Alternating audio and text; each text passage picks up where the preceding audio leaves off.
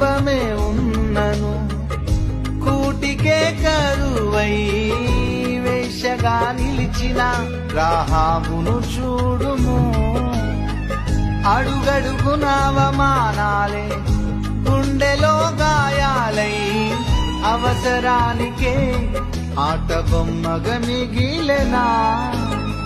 చూచుచున్న దేవుడే చులకనగా చూచెనా, ఘోర పాపిమంటూ విడచిపోలేదుగా.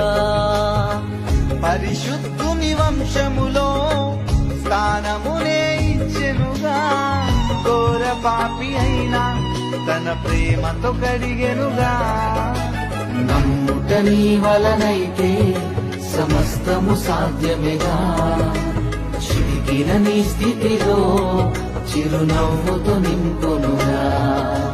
నమ్ముట నీ వలనైతే సమస్తము సాధ్యమేగా, చిరిగిన నీ స్థితిలో చిరునవ్వుతో